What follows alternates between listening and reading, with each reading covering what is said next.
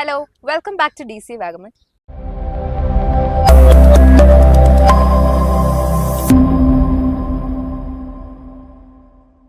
നമ്മളിപ്പോൾ ഉള്ളത് കൊച്ചിയിലെ മറൈൻ ഡ്രൈവിലാണ്. എൻ്റെ ഒപ്പം ജോയിൻ ചെയ്തിരിക്കുന്നത് MBA 22-24 ബാച്ച് സ്റ്റുഡൻറ്റും ഒപ്പം തന്നെ MG university MBA 9th rank ഹോൾഡറായ അഭിരാമി മണിക്കുട്ടനാണ്. വെൽക്കം ചേച്ചി. Thank you. സോ ചേച്ചി, ഇപ്പം നമുക്ക് കോളേജിനാണെങ്കിലും പേഴ്സണലി ആണെങ്കിലും അച്ചീവ്മെൻ്റ് ഒരു പ്രൗഡ് മൊമെൻ്റ് ആണ്. അപ്പം എന്താ തോന്നുന്നത്? I feel very happy. അതുപോലെ തന്നെ കോളേജിന് കൊടുക്കാൻ പറ്റുന്ന ഏറ്റവും നല്ലൊരു അച്ചീവ്മെൻ്റ് ആണ് ഈ റാങ്ക് എന്ന് പറയുന്നത്. കാരണം നമ്മളെ ഒരുപാട് സപ്പോർട്ട് ചെയ്ത് എന്നെ ഈ ഒരു ലെവലിലേക്ക് മോൾഡ് ചെയ്തെടുത്തത് കോളേജാണ്, അവിടുത്തെ ഫാക്കൽറ്റി മെമ്പേഴ്സാണ്, നോൺ ടീച്ചിങ് സ്റ്റാഫ്സ് എല്ലാവരും സപ്പോർട്ട് ഉള്ളതുകൊണ്ടാണ്. സോ എൻ്റെ ഫാമിലിക്കും എൻ്റെ പേരൻസിനും ഒക്കെ കൊടുക്കാൻ പറ്റുന്ന ഒരു വലിയൊരു ഗിഫ്റ്റായിരുന്നു ഈ ഒരു റാങ്ക് എന്ന് പറയുന്നത്. സോ നല്ല ഹാപ്പി. ഓൾസോ നമ്മുടെ കോളേജിൽ ഇപ്പോൾ കുറേ ഡെവലപ്മെന്റ് പ്രോഗ്രാംസ് നിങ്ങൾക്ക് വേണ്ടിയിട്ട് ഓർഗനൈസ് ചെയ്യുന്നുണ്ട് സ്റ്റുഡൻസിന് വേണ്ടിയിട്ട്. അപ്പം അതൊക്കെ എങ്ങനെയായിരുന്നു ഹെൽപ്ഫുൾ ആയത്? കോളേജിന്റെ പ്രോഗ്രാംസിനെ പറ്റി പറയുകയാണെങ്കിൽ മാനേജ്മെന്റ് ഡെവലപ്മെന്റ് പ്രോഗ്രാംസ് ഉണ്ടായിരുന്നു. നമ്മൾ അതിൽ ഓൾസോ പാർട്ടായിരുന്നു. പിന്നെ ഒരു ഇന്റർനാഷണൽ കോൺഫറൻസ് നടത്തിയിരുന്നു. അതിലും എനിക്കൊന്ന് കോർഡിനേറ്റ് ചെയ്യാൻ പാർട്ടിസിപ്പേറ്റ് ചെയ്യാൻ പറ്റി. പിന്നെന്താ, നമ്മുടെ കോളേജിൽ കുറച്ച് ക്ലബ്സ് ഉണ്ട്. അതുപോലെ തന്നെ നമുക്ക് ഫൈൻ ഡൈനിങ് കിട്ടിയിട്ടുണ്ട്, കോർപ്പറേറ്റ് ടോക്സ്, ബ്രേക്ക്ഫാസ്റ്റ് വിത്ത് CEO, അങ്ങനെ ഒരുപാട് കാര്യങ്ങൾ നമ്മുടെ കോളേജ് പ്രൊവൈഡ് ചെയ്തിട്ടുണ്ട്. അതൊക്കെ ഈ ഒരു എനിക്ക് തോന്നുന്നത് അതൊക്കെ ഈ ഒരു ഇതിലേക്ക് എത്തിക്കാൻ എന്നെ ഒരുപാട് ഹെൽപ്പ് ചെയ്തിട്ടുണ്ട്.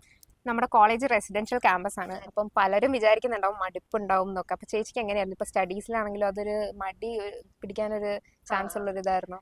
അതെ, 24/7 ഒരു ഗുരുകുല വിദ്യാഭ്യാസം, നിങ്ങൾ എങ്ങനെ ഇതിലേക്ക് എത്തണോ, അങ്ങനെ മടുക്കില്ലേ, അങ്ങനെ കുറേ ക്വസ്റ്റ്യൻസ് ഒക്കെ ചോദിച്ചിട്ടുണ്ട് ആൾക്കാർ. എൻ്റെ കൂടെ പഠിച്ച ഫ്രണ്ട്സ് ആണെങ്കിലും പണ്ട് പഠിച്ച ഫ്രണ്ട്സ് ആണെങ്കിലും ചോദിച്ചിട്ടുണ്ട്. പക്ഷെ എനിക്ക് എന്താ തോന്നുന്നതെന്ന് വെച്ചാൽ, നമ്മളിപ്പോൾ രാവിലെ എണീറ്റിട്ട് ബ്രേക്ക്ഫാസ്റ്റ് ആണെങ്കിലും കഴിക്കാൻ പോകുമ്പോഴും എല്ലാവരും ഒരു ക്യാൻറ്റീനിൽ ഒരു ഏരിയയിലാണ് വന്ന് കൂടണേ. അങ്ങനെ girls boys separate canteen mess അങ്ങനെയൊന്നുമില്ല. ടീച്ചേഴ്സിനാണെങ്കിലും നമ്മളെല്ലാവരും സെയിം ഒരു ക്യാൻറ്റീനിലാണ് കഴിക്കണേ. അപ്പം അത് കഴിഞ്ഞിട്ട് എല്ലാവരും തിരിച്ചു പോകുമ്പോഴായാലും ഇപ്പോൾ ആക്ടിവിറ്റി ഏരിയയിലുണ്ട്, അവിടെ എല്ലാവരും കൂടും, ഒരുമിച്ചിരിക്കും. അപ്പോൾ മടുപ്പ് തോന്നാനുള്ള കാരണങ്ങൾ വളരെ കുറവാണ്. അവിടെ നമ്മൾ കൂടുതൽ നിൽക്കാനുള്ള കാരണങ്ങളാണ് കൂടുതൽ. ഓൾസോ ചേച്ചി, സ്റ്റഡീസിനാണെങ്കിലും ഇപ്പൊ റെസിഡൻഷ്യൽ കോളേജ് ആകുമ്പോൾ അതിൻ്റെതായ ബെനിഫിറ്റ്സ് ഉണ്ടാവും. അതെന്തൊക്കെയായിരുന്നു?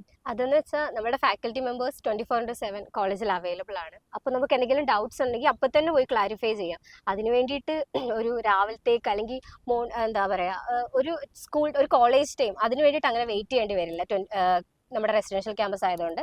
പിന്നെ നമുക്ക് ലൈബ്രറി ഉണ്ട്, ലൈബ്രറിയിൽ പോയിട്ട് ബുക്സ് റെഫർ ചെയ്യാം, ജേർണൽസ് ഉണ്ട്, എല്ലാം എടുത്ത് നോക്കാം. അപ്പം നമുക്ക് കൂടുതൽ നോളേജ് കിട്ടിക്കൊണ്ടേയിരിക്കും. പിന്നെ പറയുകയാണെങ്കിൽ നമുക്ക് സ്റ്റഡി ഏരിയ ഉണ്ട് ഹോസ്റ്റലിൽ തന്നെ. അവിടെ വരുമ്പോൾ കുറേ കുട്ടികൾ ഒരുമിച്ചിരുന്നാണ് പഠിക്കണേ. അപ്പം എനിക്കറിയാവുന്ന കാര്യങ്ങൾ ഞാൻ അവർക്ക് ഷെയർ ചെയ്ത് കൊടുക്കും, അവർക്കറിയാവുന്ന എനിക്കും കിട്ടും. അപ്പം പിന്നെയും നമ്മൾ ഡെവലപ്പ് ആയിക്കൊണ്ടേ ഇരിക്കുക. ആക്ടിവിറ്റി ഏരിയയിലുള്ള കമ്പൈൻ സ്റ്റഡി എല്ലാം ഇതിനെ ഒരുപാട് ഹെൽപ്പ് ചെയ്തിട്ടുണ്ട്. ഇപ്പൊ മുമ്പ് തന്നെ ഫാക്കൽറ്റി മെമ്പേഴ്സിന്റെ കാര്യമൊക്കെ പറഞ്ഞിരുന്നു. അപ്പൊ അവരുടെ ഭാഗത്തു നിന്നുള്ള സപ്പോർട്ട് എങ്ങനെയായിരുന്നു ചേച്ചിക്ക്? ഓക്കെ, ഞാൻ കോളേജിലേക്ക് വരാൻ കാരണം ജ്യോതി മാം ആണ്, ജ്യോതി വിജയൻ. സോ മാമിന്റെ ഒരു റെഫറൻസ് കൊണ്ടാണ് ഞാൻ ഇങ്ങോട്ട് എത്തിയത്. മാമിന്റെ SOPയിലായിരുന്നു ഞാൻ. അത് കഴിഞ്ഞിട്ട് ഞങ്ങളുടെ ബാച്ച് കോർഡിനേറ്ററെ മീറ്റ് ചെയ്തു, പ്രജിത് സാറിന്റെ 2 വർഷത്തെ സപ്പോർട്ട് എന്ന് പറഞ്ഞാൽ അത് പറഞ്ഞു തീർക്കാൻ പറ്റില്ല, ഒരുപാടുണ്ട്. സാറ് അക്കാഡമിക്സിലായാലും നമ്മളുടെ പേഴ്സണൽ കാര്യങ്ങളിലായാലും ഒക്കെ ഹെൽപ്പ് ചെയ്തിട്ടുണ്ട്. നമ്മളൊന്ന് ഡൗൺ ആയി കഴിഞ്ഞാൽ അപ്പം തന്നെ സാറ് വിളിച്ചിട്ട് ചോദിക്കും. ഇപ്പോൾ ഒരു പനി വന്നിട്ടിരുന്നാൽ തന്നെ സാറിന് ഭയങ്കര ടെൻഷനാണ്. സാർ നമ്മളെ ഒരുപാട് സപ്പോർട്ട് ചെയ്തിട്ടുണ്ട്. അങ്ങനെ പിന്നെ എല്ലാ ഫാക്കൽറ്റി മെമ്പേഴ്സും, എനിക്ക് പേരെടുത്ത് പറയാൻ പറ്റണില്ല, എല്ലാവരും എന്നെ ഒരുപാട് ഹെൽപ്പ് ചെയ്തിട്ടുണ്ട്. എൻ്റെ നോൺ ടീച്ചിങ് സ്റ്റാഫ്സ് എന്നെ ഒരുപാട് ഹെൽപ്പ് ചെയ്തിട്ടുണ്ട്.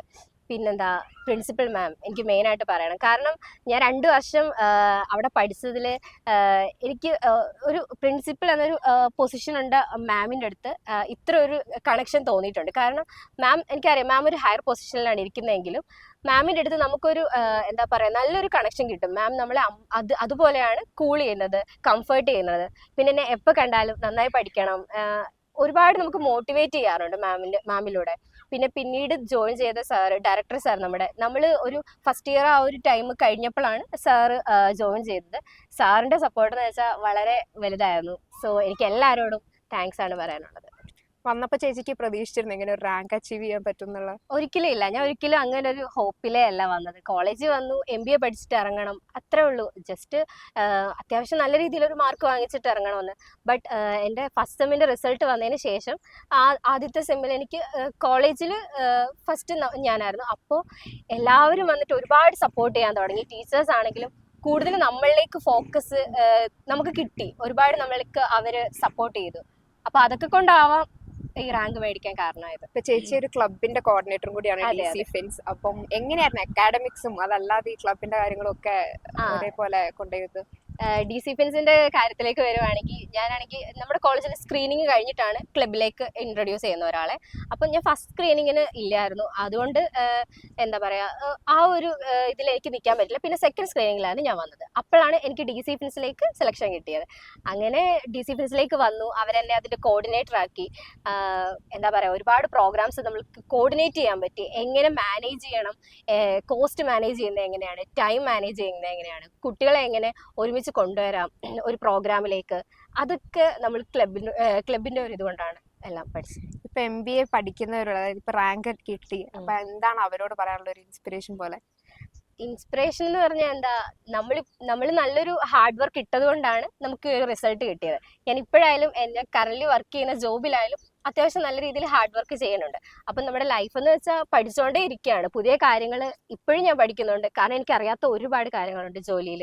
ഞാൻ വിചാരിച്ചത് എന്താണെന്ന് വെച്ചാൽ MBA കഴിഞ്ഞു, പഠിത്തമൊക്കെ കഴിഞ്ഞു, ഇനിയിപ്പോൾ പഠിക്കേണ്ട. പക്ഷെ അങ്ങനെയല്ല, നമുക്ക് ഒരുപാട് പഠിക്കാനുണ്ട്. ഇനിയും നമ്മൾ കൂടുതൽ കാര്യങ്ങൾ അറിയണം, കൂടുതൽ പഠിക്കണം. MBA 22 ബാച്ചിൽ 100% പ്ലേസ്മെന്റ് ആയി. ചേച്ചിക്കാണെങ്കിലും ഇപ്പൊ ക്യാമ്പസ് പ്ലേസ്മെന്റ് വഴി ഭാരതി എയർടെല് പ്ലേസ്ഡ് ആയി. അപ്പൊ അവിടുത്തെ വിശേഷങ്ങളും അതല്ലാതെ പ്ലേസ്മെന്റ് ജേർണി ഒക്കെ എങ്ങനെയായിരുന്നു? ഓക്കെ, പ്ലേസ്മെന്റ് ജേർണി എന്ന് പറയുകയാണെങ്കിൽ നമ്മൾ പ്ലേസ്മെന്റ് സെൽ എന്ന് പറയുന്ന ഒരു കാര്യമുണ്ട് കോളേജിൽ. അത് ഒരു ഓതറൈസ്ഡ് ആയിട്ടുള്ളൊരു ഫോമൽ ആയിട്ടുള്ളൊരു ഗ്രൂപ്പാണ്. അവിടുത്തെ ഞാൻ പ്ലേസ്മെന്റ് സെൽ മെമ്പർ ആയിരുന്നു. അവിടുത്തെ അറ്റൻഡൻസ് കമ്മിറ്റിയിലായിരുന്നു എനിക്ക്. അതിലേക്ക് വരാനുള്ള ഒരു കാരണം എന്ന് വെച്ചാൽ നമ്മുടെ പ്ലേസ്മെന്റ് സെൽ കോർഡിനേറ്ററായ ആശ മാം ആണ്. ആശ മാമിൻ്റെ ഒരുപാട് നമുക്ക് എന്താ പറയുക സെഷൻസ് കിട്ടിയിട്ടുണ്ട്. മാം ത്രൂ ആണ് നമുക്ക് പ്ലേസ്മെന്റ് എങ്ങനെ ഒരു നല്ല പ്ലേസ്മെന്റിലേക്ക് എത്തിച്ചേരാം, അല്ലെങ്കിൽ എങ്ങനെ കോർപ്പറേറ്റ് വേൾഡിലേക്ക് കയറി കഴിഞ്ഞാൽ ബാക്കിയുള്ള കാര്യങ്ങൾ അതൊക്കെ മാം ത്രൂ ആണ് നമ്മൾ അറിഞ്ഞത്. ആശ മാം ആണ് അതിന് ഒരു ബാക്ക് ബോൺ ആയിട്ട് ഇത്രയും നാളും നിന്നത്. അതുകൊണ്ടാണ് എനിക്ക് ആ ഒരു എൻട്രി ഇത്ര സ്മൂത്ത് ആയതും. ഇന്റർവ്യൂ ആണെങ്കിലും അല്ലാതെ ആ ഒരു സെലക്ഷൻ പ്രോസസ്സ് മൊത്തം ഇത്ര സ്മൂത്ത് ആവാൻ കാരണം മാമിന്റെ നല്ലൊരു കോച്ചിങ്ങും ട്രെയിനിങ്ങും ഒക്കെ കൊണ്ടാണ്. സോ താങ്ക് യു ചേച്ചി, ചേച്ചിൻ്റെ ടൈം നമുക്ക് കോളേജിന് വേണ്ടിയിട്ട് സ്പെൻഡ് ചെയ്തതിന്. So keep in touch with DC. Definitely. കാരണം ഇത് ഞാൻ പഠിച്ച കോളേജാണ്. എൻ്റെ കോളേജിനെ എനിക്ക് പ്രൗഡാക്കാൻ ഇനിയും പറ്റുന്ന അവസരങ്ങളിലെല്ലാം ഞാൻ ചെയ്യും. സോ ഞാൻ എൻ്റെ ആ ഒരു കണക്ഷൻ എന്നും കണ്ടിന്യൂ ചെയ്യുന്നതായിരിക്കും കോളേജിലുള്ള എല്ലാവരോടും, നമ്മുടെ CFനോടും മാനേജ്മെൻറ്റിനോടും ടീച്ചേഴ്സിനോടും എല്ലാ നോൺ ടീച്ചിങ് സ്റ്റാഫ്സിനോടും സ്റ്റുഡൻസിനോടും എല്ലാവരോടും താങ്ക് യു സോ മച്ച്.